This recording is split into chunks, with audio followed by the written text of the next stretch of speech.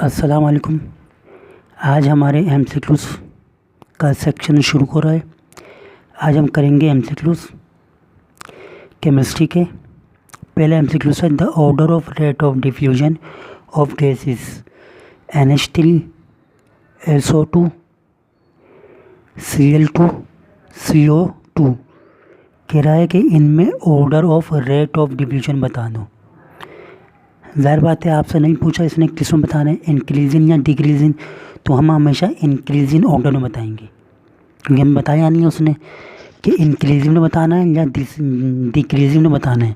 तो आपने क्या करना है, आपने इसको इंक्रीजिंग में बताना है और आप क्या करें, आप इंक्रीजिंग ऑर्डर और डिक्रीजिंग ऑर्डर दोनों लिखें और मैच कर लें। सही है। अब आपको पहले याद होना पता होना चाहिए कि rate of diffusion directly inversely proportion है मोलर मास के या मॉलिक्यूलर मास के। मोलर मास या फिर मोलर मास या फिर मॉलिक्यूलर मास के। तो rate of diffusion inversely proportion है मोलर मास या मॉलिक्यूलर मास की। तो मोलर मास जिसका ज़्यादा होगा उसका रेट ऑफ डिफ्यूजन कम होगा और जिसका मोलर मास कम होगा उसका रेट ऑफ डिफ्यूजन ज़्यादा होगा। तो आपने ये देखना है कि इनमें सबसे कम मोलर मास किसका है। आपको मोलर मास निकालना आता होगा। NH3 का मोलर मास 17 है, SO2 का मोलर मास 64 है, क्लोरीन का मोलर मास 71 है और कार्बन डाइऑक्साइड का 44 है। मैं किसी एक का निकाल के दिखाता हूँ कैसे निकालते हैं। मिसाल के तौर पर कार्बन डाइऑक्साइड का निकाल लेते हैं हम लोग। तो कार्बन डाइऑक्साइड में कितने कार्बन है, एक कार्बन है, कितना मास है, 1 का 12 प्लस कितने ऑक्सीजन है, 2 ऑक्सीजन है, कितना मास है, 1 का 16, 12 वन ज़ा 12 प्लस 16 टू ज़ा 32। आंसर क्या आ गया, 44 ग्राम। 44 ग्राम इसका आंसर आ गया। तो आपने इस तरह निकालना है इनका मोलर मास। ठीक है। अब आपने क्या करना है, आपने इसको अरेंज कर लेना है। अरेंज कैसे करेंगे, सबसे कम मोलर मास किसका है, इसका, तो सबसे ज़्यादा इसका रेट ऑफ डिफ्यूजन इसका ज़्यादा होगा।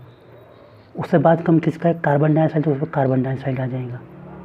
उसके बाद कौन आ जाएगा, उसके बाद आ जाएगा SO2 और उसके बाद क्या आ जाएगा, क्लोरीन आ जाएगा। मैच कर लें, NH3 सही है, SO2 नहीं, कार्बन डाइऑक्साइड चाहिए। तो पहला ऑप्शन गलत है, तीसरा भी गलत है, क्योंकि क्लोरीन पहले आ रहा है। B NH3 carbon dioxide, sulphur chlorine, तो बी आंसर सही है। कैसे निकाला मैंने इसका आंसर कि ये क्या कहेंगे हम इसको, हम कहेंगे कि इसमें rate of diffusion inversely proportion है मोलर मास की। जिसका मोलर मास कम होगा उसका रेट ऑफ डिफ्यूजन ज़्यादा होगा। आपने मोलर मास निकालना है। मोलर मास निकालने के बाद मोलर मास की बुनियाद पे आपने जो है वो गैसेस को अरेंज कर देना है इंक्रीजिंग या डिक्रीजिंग ऑर्डर पे और फिर आपने अपने आंसर से मैच कर लेना है। ऑप्शन नंबर 2 पे आ जाएं। एमसीक्यू नंबर 2 पे कह रहा है प्रेशर रिमेनिंग कांस्टेंट है एट विच टेम्परेचर, किस टेम्परेचर पे the volume of a gas will become twice of what it is at 0 degree Celsius. कह रहा है 0 डिग्री सेल्सियस से किसी का वॉल्यूम कुछ भी हो सकता है 1 है। तो बताएं अगर हम इसको डबल कर दें, मतलब 1 डिग्री सेल्सियस कर दें, तो ये कितना हो जाएगा भाई, ये भी डबल हो जाएगा। क्यों, इसलिए हो जाएगा क्योंकि हमें पता है टेम्परेचर डायरेक्टली प्रोपोर्शन है वॉल्यूम के। टेम्परेचर को बढ़ाने से वॉल्यूम बढ़ जाता है।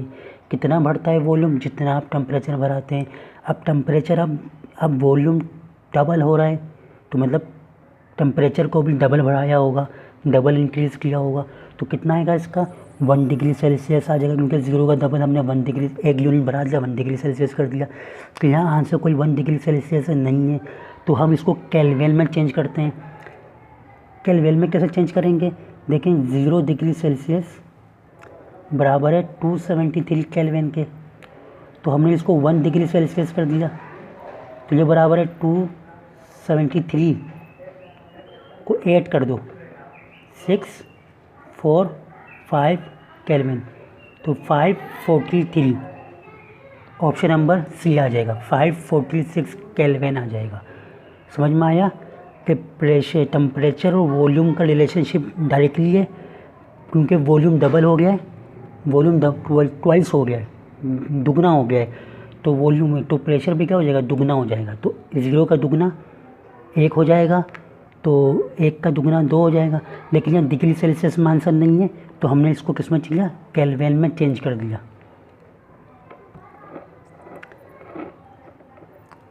क्या कह रहा है हमारे पास, बी कह रहा है कि if absolute temperature of a gas is double, कह रहा है अगर आप एब्सोल्यूट टेम्परेचर डबल कर दें and the pressure is reduce to one half, और प्रेशर को 1/2 कर दें, तो कह रहा है कि वॉल्यूम ऑफ अ गैस कितना हो जाएगा। देखें ये वॉल्यूम है, आपने टेम्परेचर डबल कर दिया, 2 कर दिया, सही है, डबल कर दिया, 2 कर दिया, और प्रेशर आपने 1/2 कर दिया। तो आपको पता है वॉल्यूम का वॉल्यूम आ गया, डायरेक्टली प्रोपोर्शन 2 आ गया, ये 2 नीचे क्या हो रहा है, डिवाइड क्या हो जाएगा, ऊपर आगे मल्टीप्लाई हो जाएगा, नीचे 1 आ जाएगा, तो वॉल्यूम क्या आ जाएगा आंसर, 2 2 ज़ा 4 आ जाएगा। तो इसका आंसर क्या आ गया, 4 टाइम्स बढ़ जाएगा। तो इसका राइट आंसर बी आ गया, राइट आंसर बी आ गया।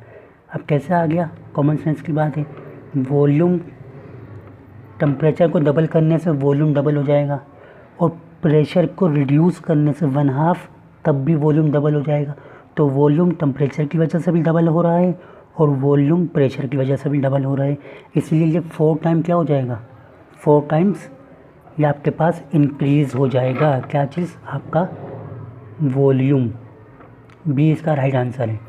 कह रहा है कि volume of a gas, the molar volume of carbon dioxide it's maximum at, याद रखिएगा किसी भी गैस का मोलर वॉल्यूम या वॉल्यूम जो है वो मैक्सिमम होता है हाई टेम्परेचर पे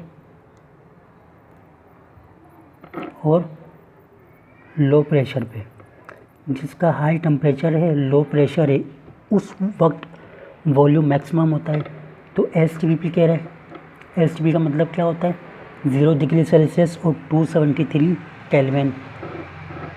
बी में आ गया 127 हाई टेम्परेचर है।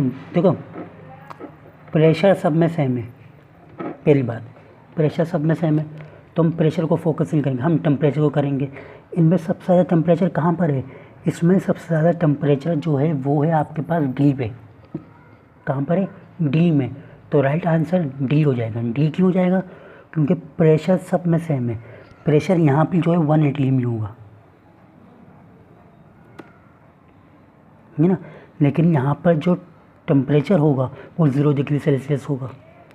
तो अब देख रहे हैं आप क्या मतलब, तो आपके पास प्रेशर सबका कांस्टेंट था, तो टेम्परेचर हाई कहाँ था, टेम्परेचर हाई सबसे ज़्यादा डी में था, तो D is the right answer. कह रहा है कि the deviation of a gas from ideal behaviour इस मैक्सिमम एट, किस,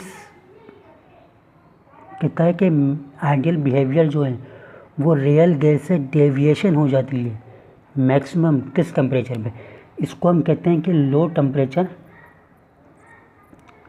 हाई प्रेशर, मतलब उसका था हाई टेम्परेचर लो प्रेशर, इसका है लो टेम्परेचर हाई प्रेशर।